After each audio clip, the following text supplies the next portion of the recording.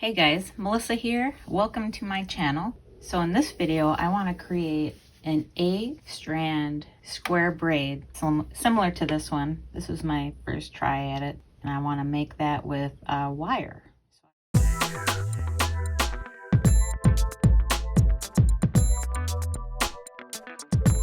I've done this with hair. Actually did memorial type jewelry with horsehair. I made a 8-strand square bracelet out of the horsehair, so I figured I should give it a try with wire. So this is my first attempt, which turned out kind of big and bulky. In this bracelet here, I have 6 strands of wire for each of the 8 strands, 48 strands of wire. And so for today's video, I want to make the same thing. I'm going to go with 3 strands of wire for each of the 8 strands. I'm gonna stick with the 20, I think it's 22 gauge. And the reason I don't know is, you know what I did? So quick story. Long ago when I first started wire wrapping, I couldn't get a hold of much copper wire, available for wire wrappers. So what I did was I would go to the hardware store and buy, I don't know if it's speaker wire, but the plastic covered wire.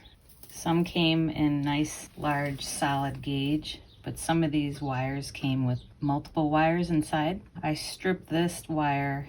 It gave me, how many are in there? Like 12, 22 gauge pieces of wire. So this is how I got my copper. I have a lot. So you know what? I'm gonna braid this and make some bracelets. So I already have some out here, but I think I only have like 13 strands. So 8 strands of 3, so that's 24. So I need to count out a few more strands here. So this bundle here, it's like 15 inches, which for a bracelet, I think 12 inches should be plenty. All right, so I have my 24 wires here, and I'm bringing all the ends up, and I'm gonna use a heavy duty clamp and try to get all these ends into the clamp. I know I'm gonna have some stragglers off to the side. Yep. You know what I'm actually gonna do to prevent that is rubber band them together and then put a clamp on them. That way nobody's gonna escape. So now what we need to do, separate the wires out into 8 strands of 3. Okay, so here I've got all my wire separated out into 3-strand bundles. Then separated out again to 4 on each side. So once you get your braid started, this should be easier to keep track of. Okay, so the outer one, grab either side, doesn't matter which side. Bring it to the back. Separate the 4 on the other side 2 by 2. Bring that strand over in between 2 of them without losing your strand bundles here. Keep your strands all straight. Bring it over and to the inside of that bundle of 4 on the other side. See what I did there? And keep repeating. So now take this outer one on the other side, separate these 4. 1, 2, 3, 4.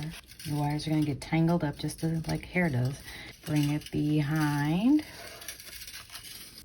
through the middle, over the top, and on the inside. So you got 1, 2, 3, 4, make it the inner one.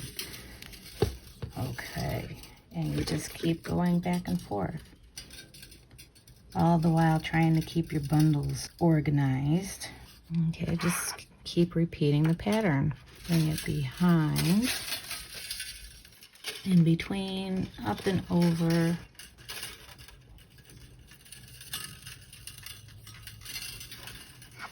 and across.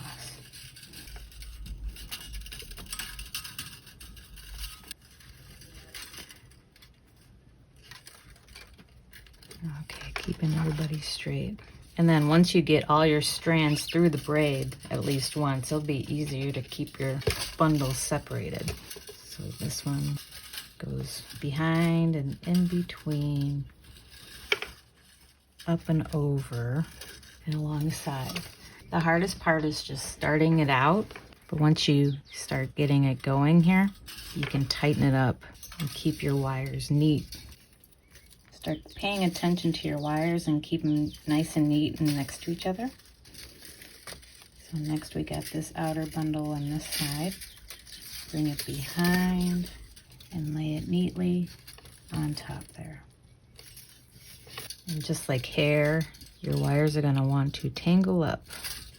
Bringing it behind, up and over.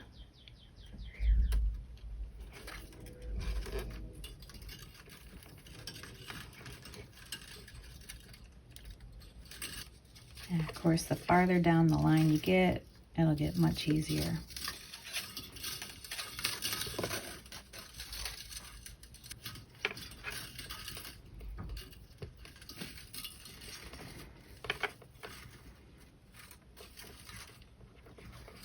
It's amazing how tangled these get out on the ends here.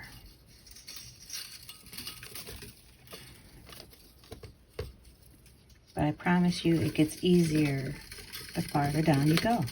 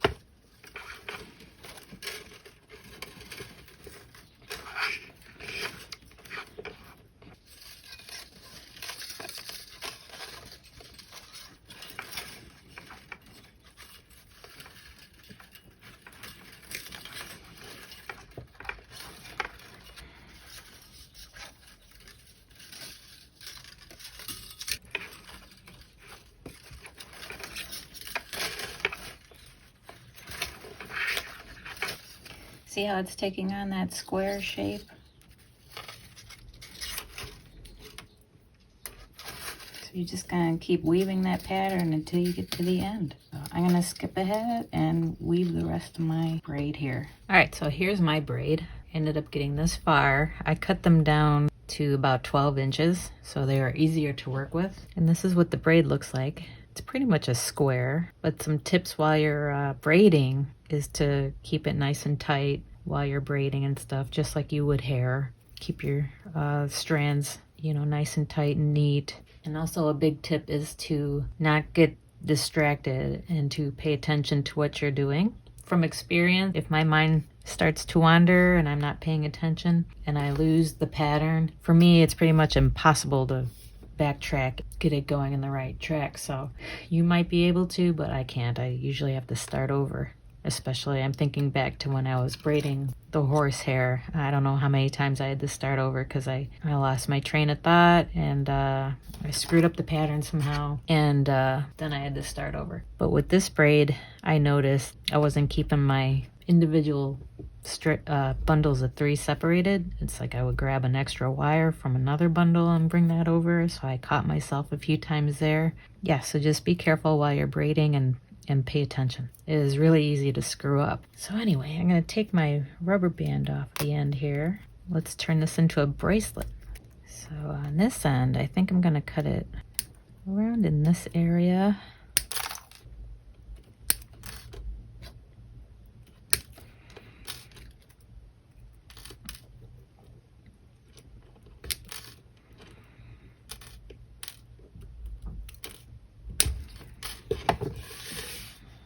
And on this side, about where the braid is nice and tight, so around in this area,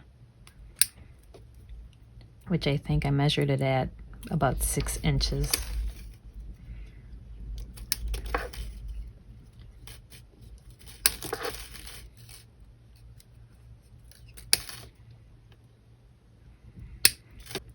Yep, about 6.5 inches, so of course we're going to need to attach a clasp and maybe some extender chain. I'm gonna feed a wire through the middle. I'm gonna take some 18 gauge wire, cut it off longer than the bracelet itself, make a loop on one end. This is for your clasp. Since I don't See a good spot to like anchor a loop. I'm just gonna feed the whole wire through the middle, or attempt to. It's gonna want to sneak out the sides, but just kind of have to help it along. Oh, here we are. Perfect. So I'm gonna pull this nice and snug, leave a little bit on the end. I'm gonna wrap a little bead cap on the end here. But for now, I'm gonna kind of bend these ends in so they're not poking out.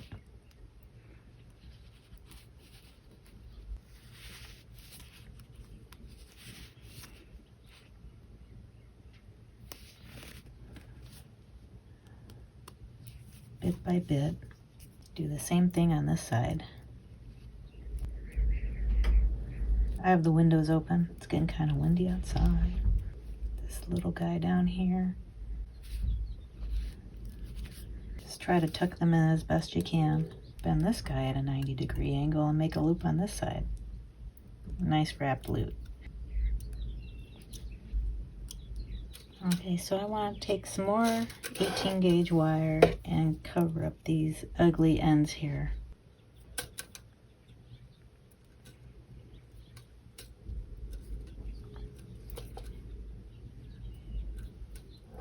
So I'm just going to start coiling it around.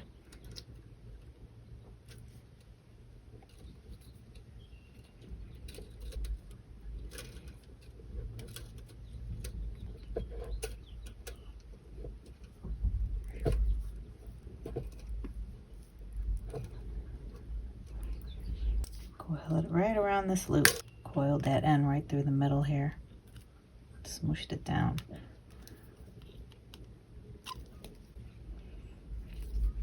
And on this end, just a slight hook on it and then push it down. Kind of pinch it so this guy doesn't move. Alright, then you can go back and kind of straighten it out. Pinch the ends together.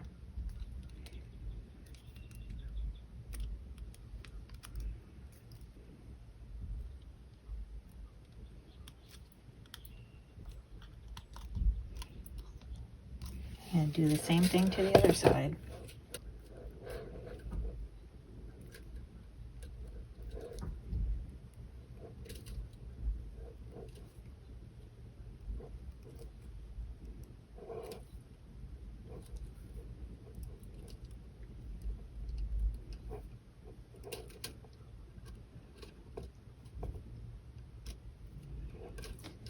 Bend it in inside there. Okay.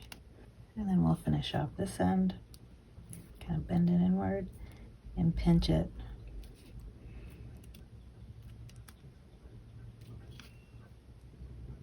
And go through and kind of straighten out everybody.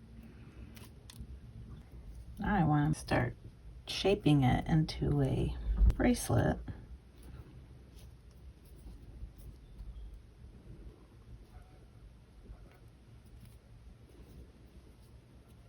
Alright, I already have some coiled jump rings that I can just cut off.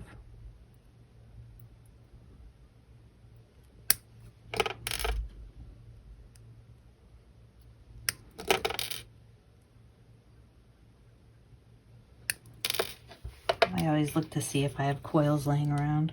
If you're curious how to make your own jump rings, you just coil your wire around a dowel. I'll link a video up on the top here. I'll just pick a side and start attaching.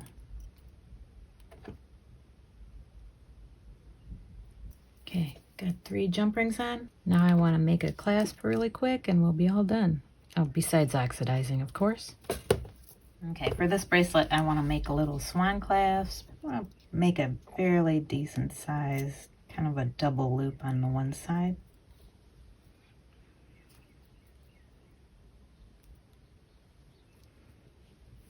I think I'm going to shape it around a Sharpie.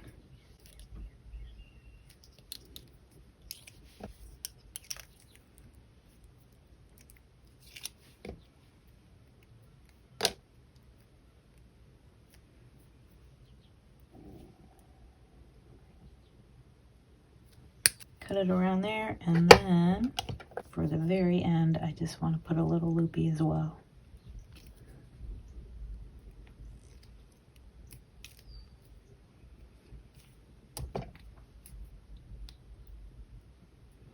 And to make this sturdy, I'm gonna need to give it some taps with my hammer.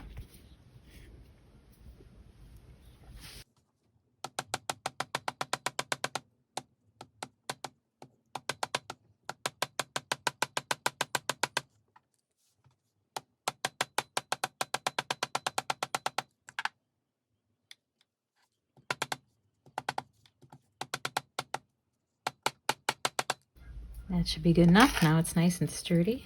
Get rid of this. Feed this on like a keychain. Just like that. So this one looks pretty cool. The one I made before is really big. This has 6 strands. This one doesn't really need a clasp, so I just kind of made it a cuff bracelet. It's pretty large, pretty hefty. This one's a little smaller. Now I want to try it with some smaller gauge wire, like 24 gauge would be kind of cool to play with. But this is 22 gauge with 24 strands total. So you know what I want to do is I want to go and oxidize these, and I'll be back. Okay, so here's how it turned out. So I used liver of sulfur chips to oxidize this. Hold on, let me grab them. So I used this. If nothing happens to them, they should last me a long time. It's full of liver of sulfur chips. Just add that to hot water and dip my pieces, but this is how it turned out. It's pretty cool, right? All right, that's it for me, guys. I hope you liked this video. Hit the like button if you did. Subscribe if you haven't already. And I will see you in the next video.